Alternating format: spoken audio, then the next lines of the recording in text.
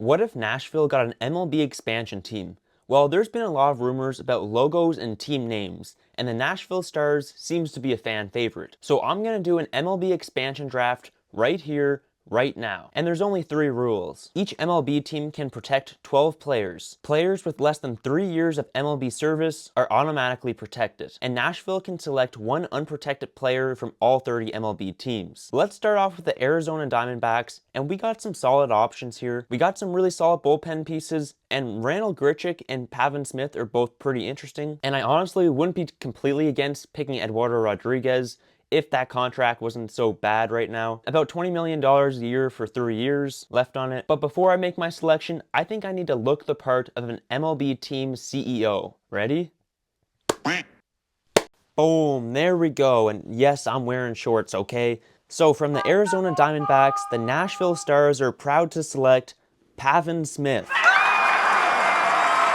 For the Atlanta Braves, I think they don't protect Jurickson Profar just with all the suspension and all that happening. Either way, I'm not going to take him in the draft because I don't know if he's still going to be that guy when he comes back. And James McCann isn't a terrible option here either, but I'm going to go with Alex Verdugo. For the Chicago Cubs, I'm going to draft my first catcher in this draft, and we're going to go with Carson Kelly. Cincinnati Reds, I don't want to touch that Jeimer Candelario contract. There's a couple interesting guys here, but I'm going to go with Austin Hayes. Colorado Rockies, I definitely don't want Chris Bryant's contract either. I also forgot to mention we're ignoring no trade or no move clauses in this video because Chris Bryant has a no move clause. I don't want any pitcher from Colorado because Colorado's kind of where pitchers' careers go to die. So I'm going to select Sam Hilliard, who's been successful in the majors before. For the Los Angeles Dodgers, I feel like I could honestly choose like pretty much anyone on this list. I can make a pretty solid team with just the extras here. Bullpen has some great options like Brusdar Graterol, only 26 years old, looks great. Kirby Yates, Blake Trinan, Phillips, and Michael Kopech. But we need a starting pitcher here, so I'm going to go with Tony Gonsolin. The Miami Marlins don't have enough players with 3 or more years of team service, so we're going to have to skip this team. Almost their entire lineup was like under 3 years. For the Milwaukee Brewers, I was also going to mention that everyone on this list is not in any particular order, but we're going to select Nick Mears. For the New York Mets, I was back and forth between whether or not they protect Jeff McNeil or not, but he's a fan favorite, so I'd say they keep him. Also, Luis Torrens would also be a great catching option, but I think this draft is a little shallow on starting pitching, so we're going to go with Griffin Canning. For the Philadelphia Phillies, I say they don't protect Stott and Sosa because they both kind of play the same position, so they can only select one and then they get to keep the other. So from the Phillies, we're going to select Bryson Stott. For the Pittsburgh Pirates, I'm going to select Ryan Borucki instead of David Bednar just because, again, like the starting pitching is a little thin. There's some starting pitchers injured on this draft, and Borucki has also been a starting pitcher before, so he's like a depth option, I guess. For the San Diego Padres, we're not taking Xander Bogaerts' contract. It was too long from the beginning. 11 years for a 30-year-old is pretty crazy. So we're going to select Adrian Morejon, who's probably going to be the closer. San Francisco Giants, Tom Murphy, he's injured long term, so he could have been an interesting catcher, but let's go with Joey Lucchesi. St. Louis Cardinals, I say they protect Steven Matz as he's almost done his contract and he's off to a hot start in 2025, and they really need some pitching depth, so they'll probably also protect Miles Mikolas. I mean, obviously, they only got 1 pick here, so we're going to select Nick Anderson. Washington Nationals, the core of this team is pretty young. There's no name here that really jumps out at me, but Paul DeJong hit a good amount of home runs in 2024, so we'll take him. Oakland/Las Vegas/Sacramento Athletics, they don't have enough players here, so we gotta have to skip. Baltimore Orioles, they got 2 pretty good Ramon options, like people with the name Ramon, first name Ramon Laureano, and Ramon Urias. And we're going to select Ramon Urias, the Gold Glover. He'll be our third baseman. Boston Red Sox, now in real life, I don't think an expansion team's going to select Trevor Story because I just don't think you want to take on that contract with like 3 years left, and he's been pretty bad the last like 3 years or so, and injured too. I think in real life, the team would just pass on his contract and then spend that money elsewhere in the offseason. But I want to have some fun here. We don't really have any big contracts on the team right now, so we're going to select Trevor Story. Might be good, might not be. Maybe he's off to a hot start. I don't know. We'll see. Chicago White Sox. Now, I think Travis Jankowski, I think he got released recently, but then I think he might be back on the team. I don't know. It's kind of hard to find White Sox news, but I'm going to select Brandon Drury, and then if Jankowski is available again, we can sign him as a free agent and he can be our full-time pinch runner. Cleveland Guardians, let's go with Trevor Stephan. He's proven to be a pretty solid bullpen guy, but he's just been injured lately, so he hasn't pitched since like 2023, but I think it could be worth a shot. Detroit Tigers, there's no way we're taking the Javier Baez contract. I do think Jose Urquidy could be an interesting option here too, but let's go with Jason Foley. Pretty solid bullpen guy. He had 28 saves in 2024. For some reason, the Tigers demoted him to AAA at the beginning of 2025, but I like him on our team.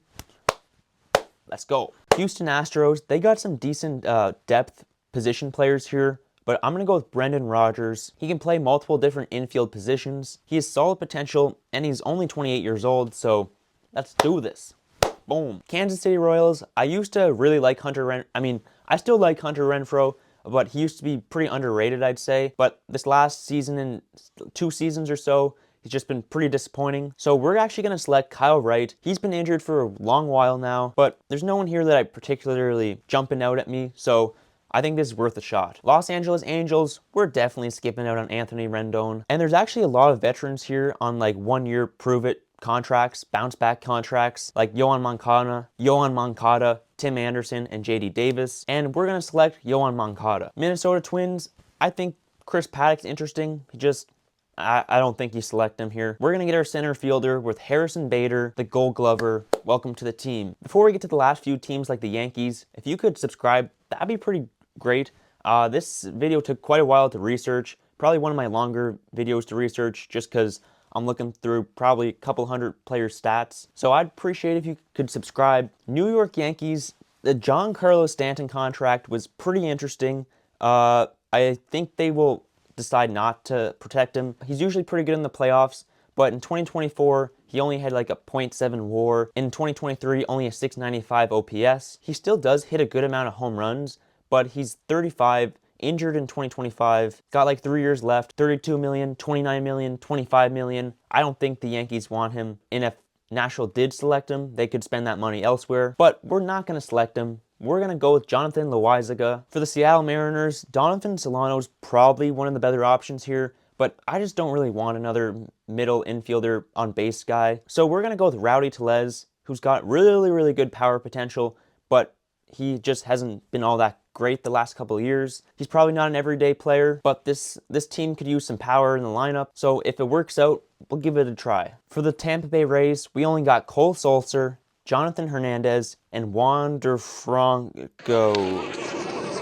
Yep, Wander Franco still on this roster according to Fangraphs, and we're going to select Cole Sulser. For the Texas Rangers, I'm not completely against taking Dane Dunning and seeing how he works out, but I just can't miss out on Kyle Higashioka. He's going to be your top catcher here. He is getting older, but great in 2024 and off to a great start in 2025. For the Toronto Blue Jays, I'm not totally confident they would, but I think they might protect George Springer. He's just off to a great start in 2025, and they really need some offense in that lineup. His contract's definitely not great, and he very likely could just be off to a hot start in 2025. Chad Green would be a great option for them, but again, this team needs some starting pitching. Max Scherzer would be good, but I think we want someone with a little more younger and a little more team control. So we're gonna go with Alek Manoah. He's younger and still has a few years left before he's a free agent. Before I show you the final roster and the team payroll, we gotta make a few free agent signings because there's some pretty solid guys still available. First off, let's go with David Robertson. Let's give him 1 year, $2.5 million. Let's go with Spencer Turnbull, who can be kind of a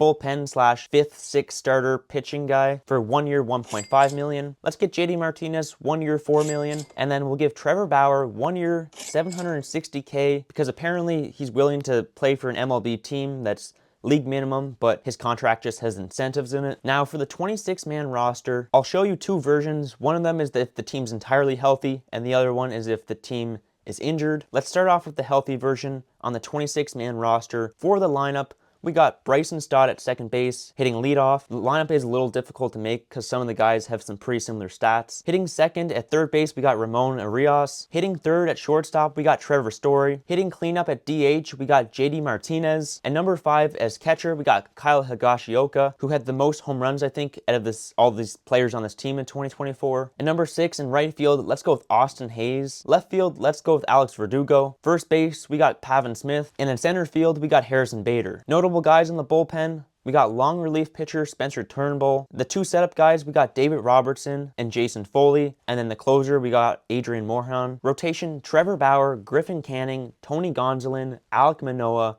and Kyle Wright. But for the injured version, the top two pitchers would be the same, but we just would have like 5 or 6 other pitchers who they can kind of alternate between and see who works the best, with Spencer Turnbull, Joey Lucchesi, Ryan Borucki, and Adrian Morejon. And then the two closers, they could choose between David Robertson and Jason Foley. So this team would have the 7th lowest payroll in the MLB. So in the offseason, they would have room to spend big, especially with super rich owners like 100% Gold. So the team payroll would be $104.1 million. Now, if Nashville did join the MLB, the divisions would have to look a little bit different. I don't know how they would look, but if you want to see me realign every single MLB division, tap this. Boys, did I 100% cook or what? Half stuffed crust pizza?